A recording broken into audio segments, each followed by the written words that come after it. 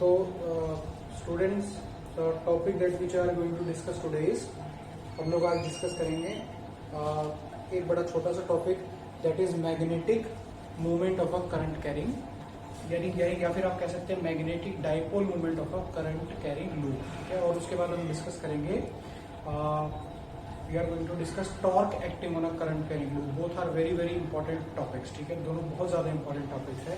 So let's begin then, start करते हैं, चलिए। ठीक है, सो अगर हम लोग बात करें, लेट्स सी कि हमारे पास सबसे पहले मैग्नेटिक मूवमेंट देखते हैं क्या होती है, और to be very precise magnetic dipole movement. Okay, so आपके पास जैसे इलेक्ट्रिक डाइपोल होता है, इलेक्ट्रिक डाइपोल यानी माइनस क्यू और प्लस क्यू, उसके साथ आपके पास इलेक्ट्रिक डाइपोल एसोसिएटेड होती है। ऐसे ही मैग्नेटिक डाइपोल के साथ आपकी क्या एसोसिएटेड होती है, मैग्नेटिक डाइपोल मूवमेंट। ठीक है, इलेक्ट्रिक डाइपोल के साथ इलेक्ट्रिक डाइपोल मूवमेंट और मैग्नेटिक डाइपोल के साथ मैग्नेटिक डाइपोल मूवमेंट। बहुत इजी है, दोनों को समझना, काफी ज्यादा टफ नहीं है। ठीक है, सो चलिए इसको स्टार्ट करते हैं, कैसे ये आपको काम करेगा। सो देखिए बच्चे, सबसे पहले आपके पास इसमें जो फर्स्ट पॉइंट है वो बहुत इजी है कि मैग्नीट्यूड कितना होता है मैग्नेटिक डाइपोल मूवमेंट का। मैग्नीट्यूड देख लेते हैं कितना रहता है। तो देखिए, सपोज आपके पास ये एक करंट कैरिंग, पहले सर्कुलर बना लेते हैं। सर्कुलर के साथ आप पहले से आपको अच्छे से आपको नॉलेज है। ठीक है, so suppose this is a circular loop. ठीक है, एंड कैरिंग करंट आई, इसके थ्रू कितना करंट फ्लो कर रहा है, आई करंट फ्लो कर रहा है, एंड दिस इज रेडियस। ठीक है, चैप्टर मैग्नेटिज्म के अंदर ऑल्दो इसको हम बहुत डिटेल में डिस्कस करते हैं, बट राइट नाउ हम लोग जब इसको magnetic effect of electric current में डिस्कशन इस पर करते हैं तो उतना ज्यादा वास्ट डिस्कशन नहीं करते, सिर्फ फॉर्मूला इसके मैग्नीट्यूड के लिए और डायरेक्शन के बारे में हम लोग बात करके इसको फिनिश कर देते हैं। तो ठीक है, सो अगर हम इसके मैग्नीट्यूड के बारे में बात करें, डिनोट सबसे पहले किस सिंबल से करते हैं, सिंबल क्या यूज करते हैं, symbol is this is the symbol which means vector quantity ऊपर वेक्टर लगा हुआ है। तो यानी कि दो चीजें इसके पास रहेंगी, मैग्नीट्यूड भी रहेगा and it has got direction also, direction भी यहाँ पे आपको मिलेगा। ठीक है, it has got magnitude as well as it has got direction, दोनों चीजें इसके पास रहती हैं। तो व्हाट इज द मैग्नीट्यूड, अगर हम मैग्नीट्यूड की बात करें तो बहुत आसान है, it is equal to number of turns in the coil. यानी कि सपोज मान लीजिए 1000 टन्स आपने एक दूसरे के ऊपर लपेट लपेट के इस कॉइल को बनाया, तो वो नंबर ऑफ टन्स कितनी होगी, कैपिटल है। ठीक है, और इसका जो करंट इसके थ्रू फ्लो कर रहा है दैट इज आई, और इसका जो एरिया है दैट इज ए। ठीक है, ये आपके पास हो गया। So product of number of turns into में करंट इनटू में area, it is going to give you the magnitude of your magnetic dipole moment, उसका आपको मैग्नीट्यूड निकाल के देगा। ठीक है, अब अगर आप इसके डायरेक्शन की बात करें, डायरेक्शन निकालना बहुत आसान है। हम लोग राइट हैंड रूल यूज करते हैं, जिसका बड़ा सिंपल सा है। जैसे जिस तरह से आप इसकी वजह से मैग्नेटिक फील्ड का डायरेक्शन निकालते हैं, ठीक है, उसी तरह से आप इसकी मैग्नेटिक मूवमेंट का डायरेक्शन निकालते हैं। दोनों के लिए रूल सेम है। Now what is the rule, कि आप अपने राइट हैंड की फिंगर्स को क्या करेंगे, अलोंग द करंट कर्ल करेंगे। ठीक है, थंब आपका जिस तरफ पॉइंट करेगा उसी डायरेक्शन में इस करंट कैरिंग लूप की मैग्नेटिक फील्ड भी होगी और मैग्नेटिक डाइपोल मूवमेंट भी होगी। तो बहुत ईजी है। So how we are going to do it, so आप अपनी फिंगर्स को कर्ल करेंगे इस डायरेक्शन में। So this is the direction. तो कैसे आ रहा है, परपेंडिकुलरली आउटवर्ड। सो अगर इस केस में आप क्या बात करेंगे कि m का डायरेक्शन कैसे आएगा, तो it is perpendicularly outward. So it is very easy, curl the fingers of right hand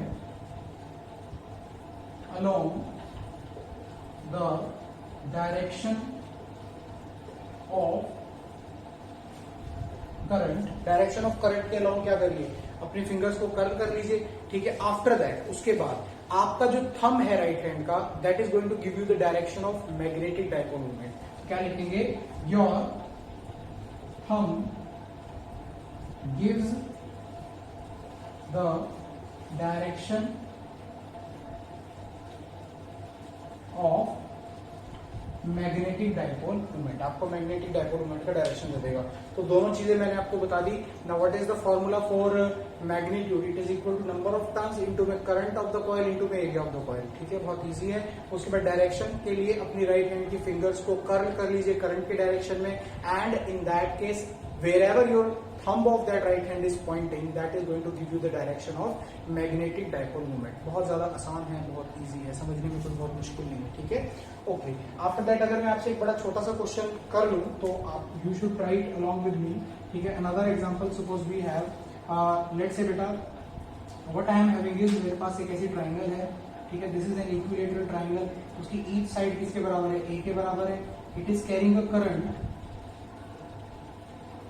I in it, ठीक है. अपने थ्रू आई करंट कैरी कर रहा है. तो इसका आपको क्या बताना है, number of turns let's say इसमें कितनी है, 100 है. 100 टर्न्स आर देयर.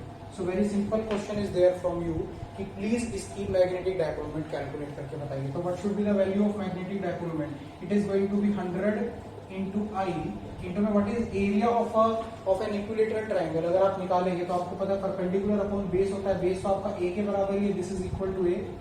ये साइड तो आपकी A के बराबर है. और अगर आप परपेंडिकुलर की बात करेंगे, what is value of that, आपको पता है जब आप परपेंडिकुलर गिराते हैं तो वो मीडियन बन जाता है. तो दिस इज A/2, ठीक है. And if this is A/2 तो इस साइड को निकालने का बड़ा इजी तरीका है, इलेक्ट्रोस्टैटिक्स में भी करते हैं. कैसे आ जाएगा, हाइपोटेन्यूज का स्क्वायर, ओके, माइनस क्या हो जाएगा, बेस का स्क्वायर. तो कितना हो जाएगा, दिस इज द बेस, इसकी बात कर रहे हैं बिकॉज हम इस ट्राइंगल के थ्रू निकाल रहे हैं. A²/4 हो जाएगा. तो what will be the value, √3/2 A. This is the value of this particular perpendicular. इस परपेंडिकुलर का वैल्यू आ जाएगा the length of this perpendicular, okay. तो विच मीन्स अब आपके पास एरिया का वैल्यू कितना हो जाएगा, half into base. What is base of this whole triangle, A into what is height of this triangle, it is equal to √3 divided by 2 into A. So it is very very easy. So which means आपके पास ये 2 और 2 मिलके इसको कितने पे cancel out कर देंगे, 25 पे. So what is value of M? It is 25 √3 into A square. So this is the value of magnetic dipole moment. And now what about direction? ठीक है, you should check it also. ठीक है, कुछ mathematical इसमें calculation mistake तो नहीं है because we are just solving an example. ठीक है. Now what is the direction of magnetic dipole moment?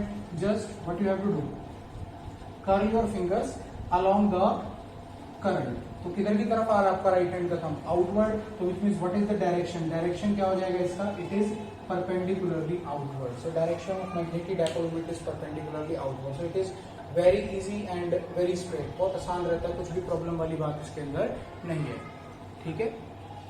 Okay, so now let's move on to the next thing. अब अगली पे चलते हैं. तो ये मैग्नेटिक डायपोल मोमेंट आ गई. बहुत स्ट्रेट सी चीजें निकालने में कोई प्रॉब्लम नहीं आती, बहुत इजीली बच्चे इसको निकाल भी लेते हैं, ठीक है. नाउ अगली चीज पे चलते हैं. Torque acting on current carrying. So now next very very important topic, ठीक है. And what is that topic, torque acting on a current carrying, we should say loop or coil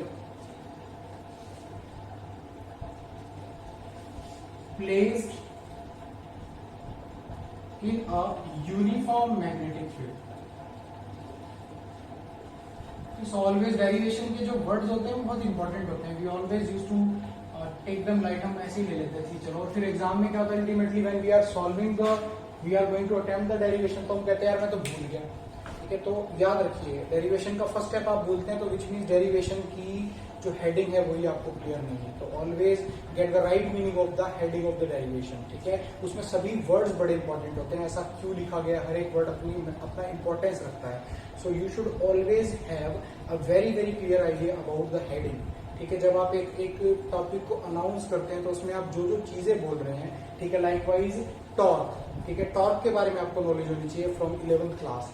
acting on a current carrying, ठीक है, loop placed in a uniform magnetic field. So ये सभी which means current carrying loop रखा जाएगा और uniform magnetic field में रखा जाएगा. So all of these things must be very very much clear to you. तभी आप जाके आप कह सकते हैं. तभी कुछ बच्चे क्या बोलते हैं कि मेरे को तो बहुत बिल्कुल भी मुश्किल नहीं है, it was very very easy. कभी भी मुझसे ऐसे बच्चे होते हैं नींद में उठा के उनसे डेरिवेशन करवा लो. सो बिकॉज उन्होंने हर एक स्टेप को, ऐसा नहीं होता 100 बार लिख के देख रखे नहीं, लेकिन उन्होंने जो 3 या 4 बार लिख के देख रखी है, इसमें उन्होंने हर एक चीज को बहुत ध्यान से देखा है, ऑब्जर्व किया है, क्रैम करने की कोशिश नहीं की, ठीक है. Okay, so now what we have mentioned in this particular article. तो उसमें सबसे पहले हम लोग इसमें हम एक्चुअली डिफरेंट तरह से समझते हैं। आप जो रेफरेंस बुक यूज करेंगे, लाइकवाइज हम एसएल यूज करते हैं, प्रदीप यूज करते हैं, अच्छे हैं, उसमें फिगर बहुत अच्छा है, समझा भी बहुत अच्छे से रख रखा है। Ultimately moral of the story same है, लेकिन इसमें एचसी वर्मा थोड़ा अच्छे से फिगर भी बहुत अच्छे से दिखा रखी है उन्होंने, और उनका जो समझाने का इस टॉपिक को स्टाइल है वो भी थोड़ा अच्छा है। तो वहीं से इसका फिगर हम ड्रॉ करेंगे, ठीक है। एंड आप कोई भी ड्रॉ कर सकते हैं एग्जाम में, देयर इज नो बाउंडेशन कि आपको यही वाला करना है, ठीक है। Okay, so we can see first case. हम लोग केस नंबर 1 देखते हैं, ठीक है। केस नंबर 1 है क्या, I am going to write it down later on. पहले मैंने आपको सिर्फ बताया कि केस नंबर 1 में हम देखते हैं क्या हमको देखने को मिलेगा। तो सपोज हमारे पास ये करंट कैरिंग रेक्टेंगुलर लूप है and name of the loop is P Q R and S, okay, and it is carrying some current I. इसके थ्रू एक करंट जो है वो फ्लो कर रहा है, ठीक है। And the value of that current is I. I current इस पूरी कॉइल के अंदर क्या कर रहा है बेटा, फ्लो कर रहा है। Current I is flowing through this particular given loop, okay. So now अब जब ये करंट इसके अंदर फ्लो कर रहा है, ठीक है, सो आपके पास करंट कैरिंग लूप आ गया, बिल्कुल ठीक है, ठीक है, okay. Now the most important thing is uniform magnetic field should also be applied. तो जो केस 1 में हम यूनिफॉर्म मैग्नेटिक फील्ड अप्लाई कर रहे हैं वो देखते हैं पहले किस तरह से अप्लाई कर रहे हैं। तो बड़ी इजी सी बात है, अंदर जाती हुई एक मैग्नेटिक फील्ड है, उसमें आपने इसको रख दिया। अंदर जाती हुई का मतलब क्या हो गया, तीर सीधे अंदर जा रहे हैं, विच मींस मैग्नेटिक फील्ड का डायरेक्शन किधर है, परपेंडिकुलरली इनवर्ड। परपेंडिकुलरली इनवर्ड को हम लोग कैसे शो करते हैं, आपको बहुत अच्छे से पता है, you are very well aware of that thing. We use to denote it, we denote it basically by using crosses, ठीक है। So these crosses are showing you the direction of perpendicularly inward magnetic field। एक perpendicularly inward magnetic field की direction ये आपको दिखाना है, okay. बहुत आसान है, बहुत ज्यादा आसान है। फर्स्ट ऑफ ऑल अपने आप से एक टॉपिक के बारे में बार बार ये बोलना चाहिए, बहुत आसान है, ठीक है। मैं समझ लूंगा तभी जाके कॉन्फिडेंस आता है किसी सब्जेक्ट पे, ठीक है। क्लियर हुई आपको चीज, ओके। अभी यूनिफॉर्म मैग्नेटिक फील्ड चाहिए थी, आ गई, ठीक है। करंट कैरिंग लूप चाहिए था, आ गया। अभी बात करते हैं टॉर्क की। तो टॉर्क कहां से आता है, टाउ का फॉर्मूला आपने पिछले साल पढ़ा था, R cross F, which means एक आपको आर चाहिएगा, एक आपको क्या चाहिएगा, फोर्स चाहिएगा, ठीक है। दोनों चीजों की आपको क्या रहेगी, रिक्वायरमेंट रहेगी। तो देखते हैं, निकालते हैं फटाफट से कैसे हम इसको निकालेंगे। तो सी बच्चे, मान लीजिए आपने इसकी लेंथ, जो लंबाई आपने इस पर्टिकुलर कॉइल की कंसीडर करी वो एल कंसीडर करी है, और आपने इसकी जो ब्रेड कंसीडर करी है वो बी कंसीडर करी है। अब अगर आप इस पूरी कॉइल को ऑब्जर्व करें तो ये 4 पीसेज में आपने इसको डिवाइड कर रखा है ना। What are those pieces, P Q, Q R, R S and S P. There are 4 total pieces of this wire, यानी 4 करंट कैरिंग वायर्स का कॉम्बिनेशन है ये, ठीक है। और करंट कैरिंग वायर को अगर आप किस में रख दो, मैग्नेटिक फील्ड में रख दो, तो आपको बहुत अच्छे से पता है उस पर क्या लगता है, उस पर फोर्स एक्ट करता है। Whenever a current carrying wire is placed in a magnetic field, उस पर एक फोर्स लगता है। फोर्स का फॉर्मूला क्या होता है, what is formula for the force acting on a current carrying wire placed in a magnetic field, it is equal to I L cross B, ठीक है। जिसमें एल का डायरेक्शन आप लेते हैं along the current, direction of L is along the current passing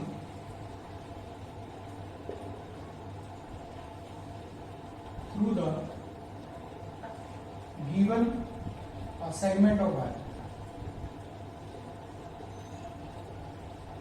given piece of wire we can say, okay।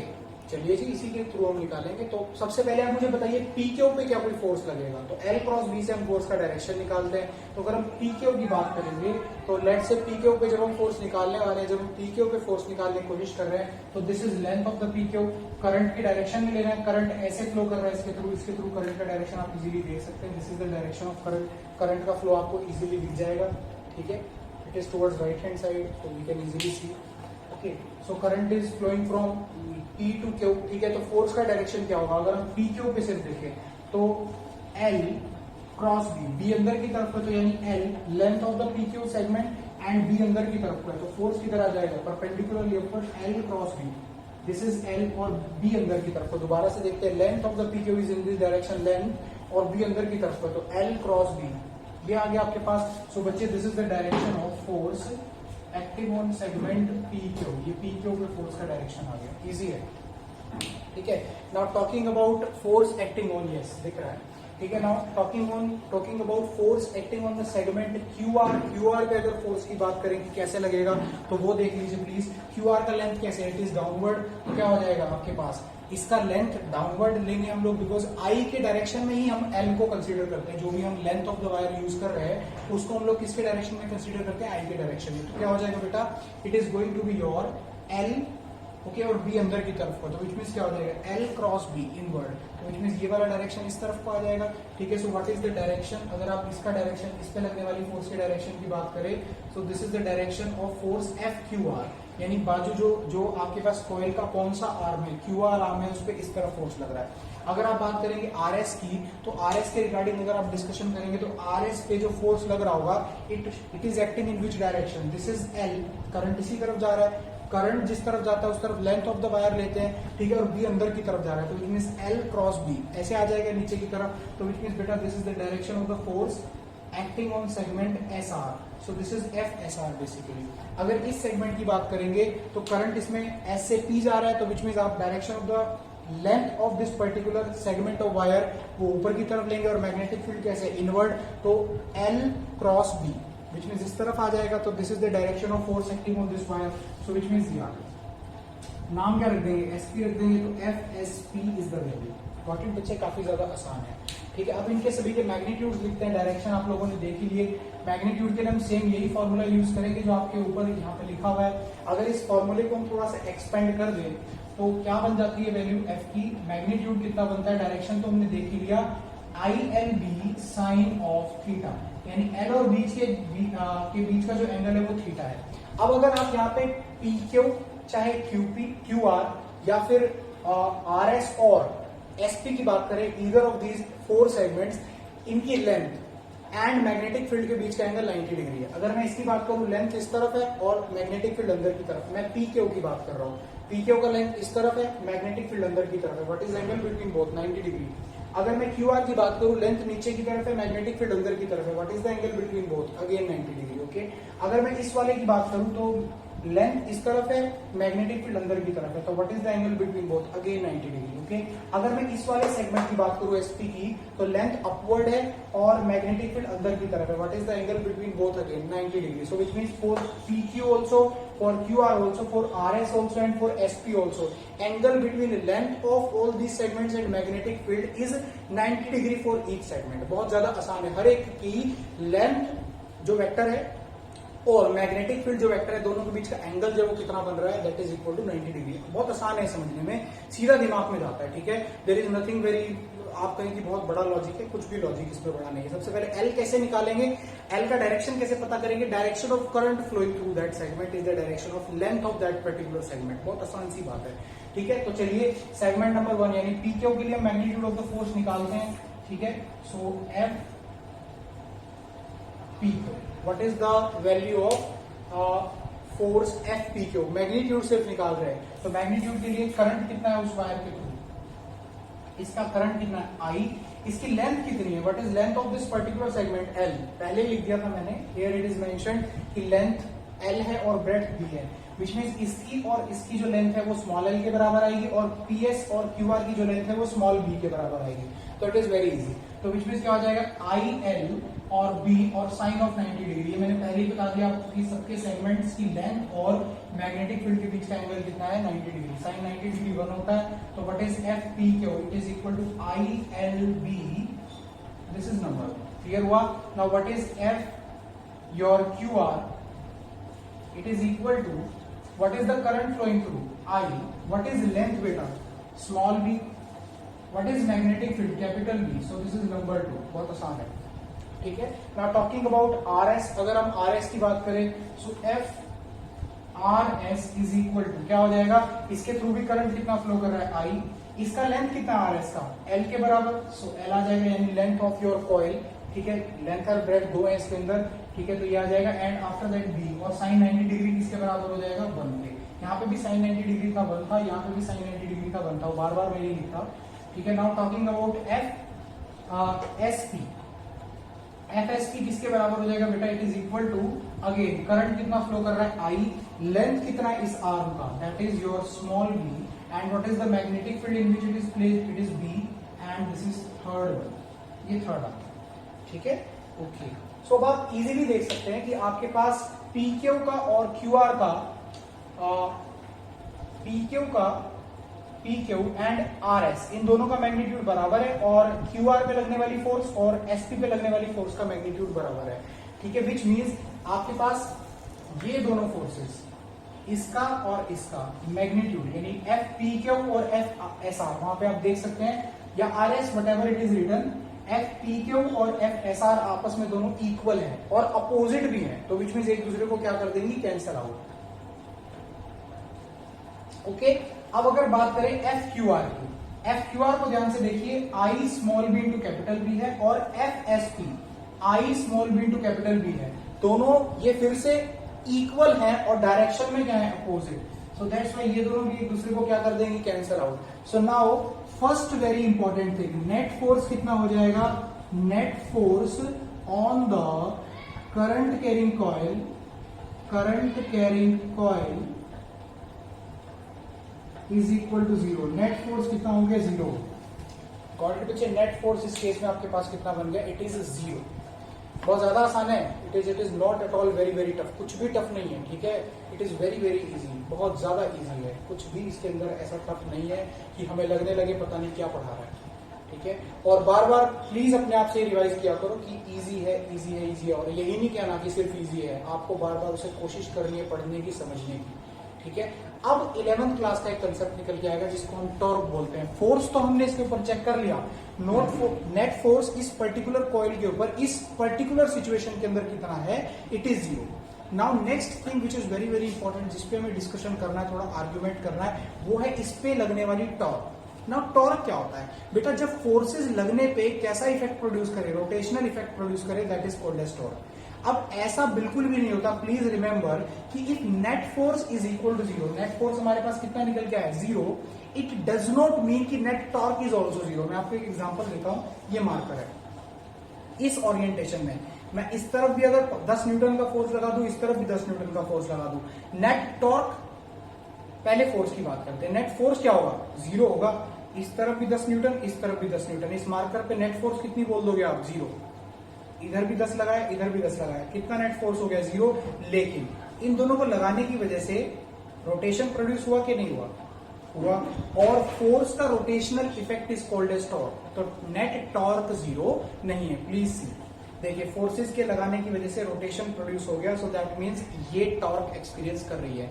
यानी आप में से बहुत से बच्चे, जो बच्चे थोड़ा कंसेप्ट में ना जाके सरफेस की बात करते हैं, ऊपर ऊपर से याद करने की कोशिश करते हैं, उनके दिमाग में सबसे पहले यही आइडिया आता है कि नेट फोर्स जीरो लग रही है तो इसका मतलब नेट टॉर्क एक्सपीरियंस भी कितना होगा, जीरो। ऐसा बिल्कुल भी नहीं है, please remember it, net torque zero बिल्कुल भी नहीं होगा। ओके, सो नेट टॉर्क होगा कितना, वो हमें निकालना पड़ेगा, देखते हैं फटाफट से। नेट टॉर्क कैसे निकलता है, टॉर्क का फॉर्मूला होता है आर क्रॉस एफ। ठीक है, नाउ मैं अगर आपको थोड़ा सा, अगर आप भूल चुके हैं, अगर आपकी रिवीजन करवा दूं, सपोज ये मार्कर है, मैंने इसको यहां से पकड़ के फिक्स कर रखा है, इस पॉइंट के अबाउट मैं क्या निकाल रहा हूं, टॉर्क निकाल रहा हूं। That totally depends upon you, आप किस पर्टिकुलर पॉइंट के अबाउट टॉर्क निकाल रहे हो, ये आपकी चॉइस होती है। आप इसके अबाउट भी निकाल सकते हो, यहां से भी निकाल सकते हो। So first of all make it clear कि टॉर्क किस पॉइंट के अबाउट कैलकुलेट करनी है, that point you have to choose, वो आपको चूज करना पड़ता है। वो कभी भी आप, ऐसा नहीं हो सकता कि आप जो टॉर्क निकालेंगे अगर वो जीरो आनी है, तो अगर आपने क्या किया, अगर आपने किसी दूसरे पॉइंट के अबाउट निकाल ली तो वो जीरो नहीं आएगी, वो समथिंग एल्स आएगी। जब बॉडी रोटेट ही नहीं कर रही तो टॉर्क का आंसर कितना आना है, जीरो आना है, चाहे आप कोई सा भी पॉइंट ऑफ रोटेशन चूज कर लो। ठीक है, तो अगर इस मार्कर में लेट से आप और मेरी बातचीत हो रही है और हम कह रहे हैं इसके ऊपर टॉर्क निकालना है, ठीक है, और हमने कह दिया पॉइंट ऑफ रोटेशन कौन सा है, this is point of rotation, इस पॉइंट के अबाउट निकालना है। ठीक है, so now this is your point of rotation, ये रहा, इस तरफ 10 न्यूटन फोर्स लग रहा है, तो फोर्स कितना है, 10 न्यूटन। ठीक है, और ये क्या हो जाएगा, आर। पॉइंट ऑफ रोटेशन से जो डिस्टेंस है, जो या फिर आप कह सकते हो position vector with respect to, ये आपके पास पॉइंट ऑफ रोटेशन हो गया। और इससे जहां पे फोर्स लग रही है उसका जो पोजीशन वेक्टर है इस पॉइंट की रिस्पेक्ट में, वो स्मॉल आर होता है। स्मॉल आर से डिनोट करते हैं पोजीशन वेक्टर। अगर आप इसको ओरिजिन मान ले, let's say this is origin, ठीक है, तो ओरिजिन से जिस पॉइंट पे एप्लीकेशन ऑफ फोर्स है, the point on which force is applied, वहां से वहां तक का जो वेक्टर ज्वाइन करने वाला होता है, दैट इज कॉल्ड एज आपका R, small R, and this is force. तो फोर्स और ये आर, तो please see this is R, आपका जो वेक्टर आर है वो थोड़ा मैं अगर आपको ड्रॉ करके दिखाऊं तो कैसा दिखाई देगा,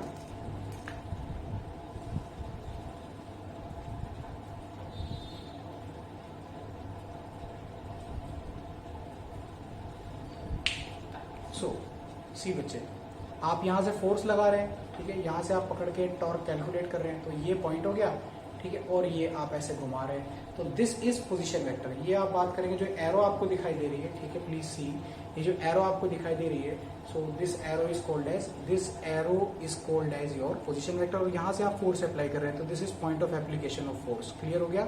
ठीक है, तो देखिए अब फॉर्मूला क्या होता है, आर क्रॉस एफ, इस आर और इस एफ का क्रॉस प्रोडक्ट, ठीक है। सो विच मीन्स अगर आपको कभी भी कोई कहेगी टॉर्क निकाल के मुझे दो, तो टॉर्क का बड़ा सिंपल सा फॉर्मूला होता है, torque is equal to R cross F. तो विच मीन्स अभी नेट टॉर्क के लिए हम लोग चलते हैं, तो अब फर्स्ट ऑफ ऑल मुझे ये चूज करना पड़ेगा कि मैं किस पर्टिकुलर कॉइल के किस पर्टिकुलर पोर्शन से रोटेशन यानी टॉर्क कैलकुलेट करने की कोशिश करूंगा। तो मैं एक एक्सिस चूज कर लेता हूं, मेरी मर्जी है उसमें। सो मैंने कहा this is my axis of rotation, ये एक्सिस ऑफ रोटेशन मैंने चूज कर लिया, ठीक है। साइड का थोड़ा सामान है उसको हटा देते हैं।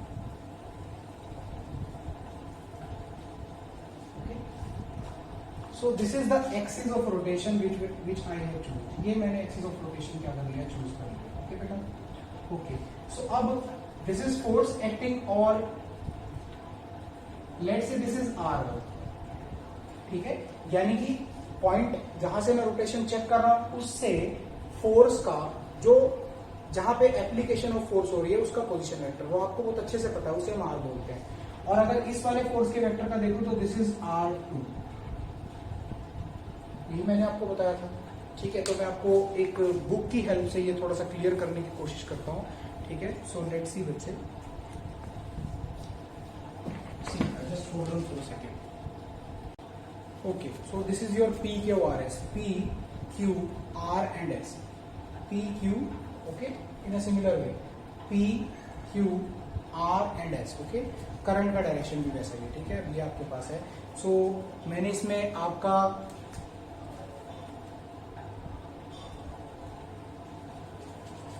सी बेटा,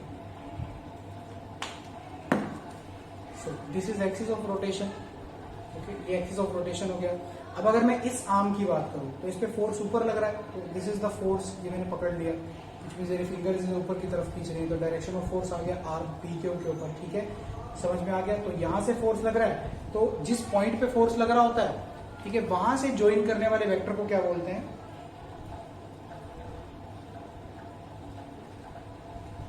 so this is R1, this is very easy, got it बच्चे। so see, this is F1 and this is R1, दोनों के बीच में एंगल कितना है,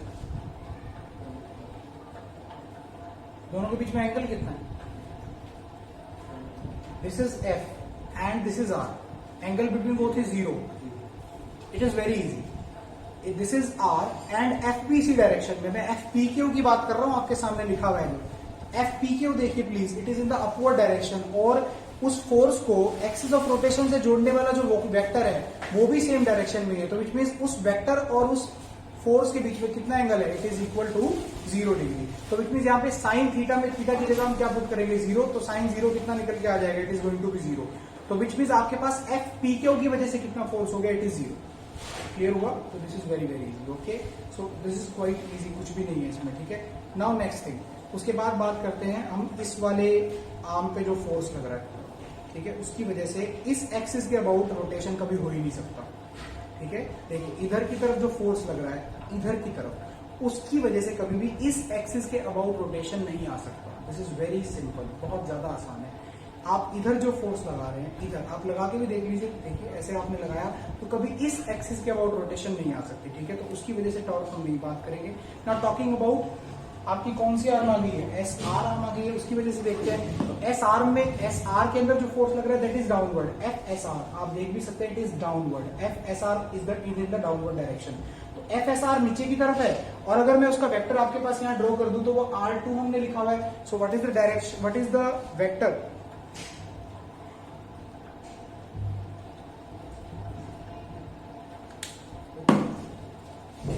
so this vector is R2, और FSR किधर लग रहा है, नीचे की तरफ ऐसे। सो FSR और R2 में अगेन कितना एंगल हो गया, 0 डिग्री। तो विच मीन्स अगेन आपके पास दोनों का क्रॉस प्रोडक्ट कितना आ गया, 0, बिकॉज 0 डिग्री एंगल पे क्रॉस प्रोडक्ट की वैल्यू कितनी होती है, 0। मैं बोर्ड पे सब कुछ लिखूंगा हालांकि उसके बाद। Now talking about this force FSP, FSP इस तरफ है, एक्सिस भी आपने ऐसे ही कंसीडर किया जिसके अलोंग आप रोटेशन निकालने की कोशिश कर रहे हैं। ये वाली फोर्स याद रखिएगा, ये वाली फोर्स कभी भी इस एक्सिस के अबाउट रोटेशन नहीं दे सकती, तो we are not going to discuss that. Got it बच्चे? तो विच मींस अगर आप देखना चाहेंगे, अगर आप इसको ऑब्जर्व करेंगे तो आपके पास रोटेशन कितनी आ जाएगी, टॉर्क कितनी आ जाएगी, तो टॉर्क किसके बराबर आएगी, tau is the value of torque. तो it is very very easy, R1 cross FPQ, ठीक है, प्लस R2 क्रॉस FSR, ठीक है। ये वाली कभी भी इस एक्सिस के अबाउट रोटेशन कॉज नहीं कर सकते। आप वैसे भी चेक कर लीजिए, ये वाली फोर्स अगर आप कहो कि मैंने इसको ऐसे ऐसे कनेक्ट कर रखा है, ऐसे इस एक्सिस के अबाउट, और मैं इन वाली फोर्सेस की वजह से रोटेशन देखना चाह रहा हूं, कभी आ ही नहीं सकती। हाँ, अगर आप इधर रोटेशनल एक्सिस लेते तो उसकी वजह से, तब इन फोर्सेस की वजह से रोटेशन आती, इनकी वजह से नहीं आती। तो I have mentioned in the beginning कि आप एक एक्सिस ऑफ रोटेशन चूज करेंगे, उसके बाद आप क्या करेंगे, उस एक्सिस ऑफ रोटेशन के अबाउट चारों फोर्सेस की वजह से टॉर्क कैलकुलेट करने की कोशिश करेंगे, ठीक है। तो विच मीन्स बेटा आपके पास बहुत सिंपल है, आपके पास मैं अगर इसको दोबारा लिख दूं, मार्कर थोड़ा फेंट पड़ रहा है, तो tau is equal to what is the value, R1 cross FPQ plus R2 cross FSR। Got it बच्चे? This is the value. Now अगर आप इसको देखेंगे, R1 और FPQ में एंगल कितना है,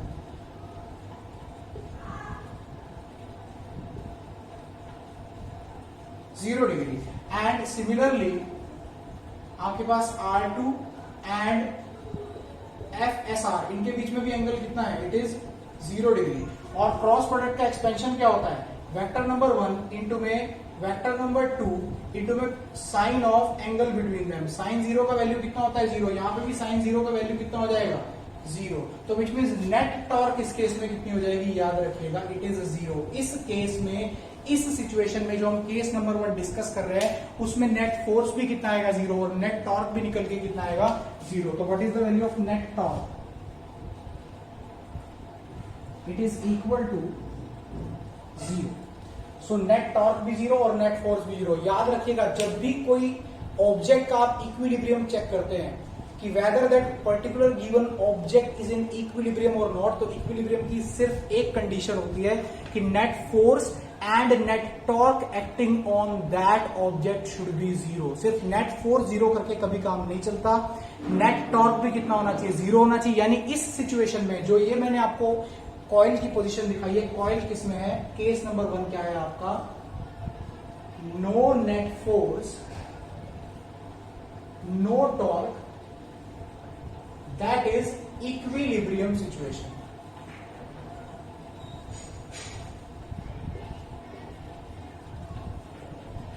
ठीक है, the coil is in equilibrium. बहुत आसान है समझना, नेट फोर्स भी 0 है, नेट टॉर्क भी कितना है, 0, और कॉइल आपकी किसमें पड़ी है, इक्विलिब्रियम में। जरा भी मूवमेंट नहीं होगी, ना तो कॉइल घूमेगी और ना ही कॉइल के ऊपर कोई फोर्स लगेगा। विच मीन्स फोर्स की वजह से ट्रांसलेशन पैदा होती है, यानी ऐसा मूवमेंट, तो ना तो ट्रांसलेशन प्रोड्यूस होगा और ना ही टॉर्क भी नहीं है, तो ना ही रोटेशन प्रोड्यूस होगा। तो ना तो कॉइल ऐसे घूमने वाली, ना ऐसे, और ना ही टॉर्क आपकी, ना ही आपकी कॉइल जो है, it is neither it is going to translate and nor it is going to rotate भी नहीं करेगी, रोटेशन भी यहाँ पे नहीं आएगा। तो दिस इज वेरी सिंपल, काफी ज्यादा आसान है। ओके, सो इसका केस नंबर 2 जब टॉर्क लगता है, तो that we will discuss in the next lecture. इसको आपने बहुत अच्छे से पढ़ के रखना है, ठीक है। जहां पे आपका टॉर्क लगता है, तो that will be discuss in the next lecture. Okay, so please इसको अपने दिमाग में थोड़ा सा जमा के अच्छे से आपको पढ़ के रखना। तो thank you, thanks a lot.